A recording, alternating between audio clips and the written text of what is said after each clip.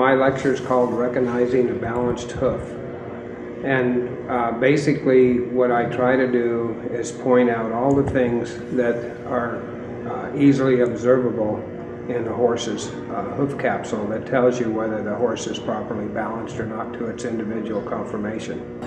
Separations, low heels, hoof pastern axis broken back, white lines disease, thrush in the frogs, all of those things are indicating that the foot's not balanced properly. And also the separations will tell you where the foot isn't balanced properly and let you know how to adjust it.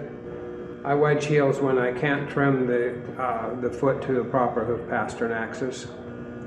The pros and cons of using wedges, in my opinion, especially a wedged shoe, is if you already have a broken back hoof pastern axis and you're trying to change that axis with elevation of some sort, by just applying a wedge shoe, all you're going to do is cause the heels to break down more, because the angle the frog is not going to be working as part of the support system. It's actually literally taking the frog further away from support.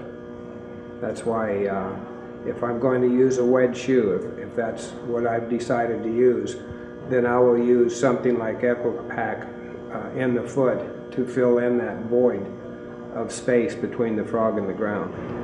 They can keep the horse in a safe, clean environment. And when I say safe, I mean no wire fences that they can put their feet into and pull their shoes off. No ponds or creeks flowing through their pasture where the horse will spend most of its time and its feet get unhealthy. And if they live in a dry, arid climate, they need to use some sort of good hoof conditioner in between shoeings. Keep their stalls clean. In other words, the environment that the horse lives in, the owner has that responsibility to keep the horse's feet healthy. One of the things that I feel really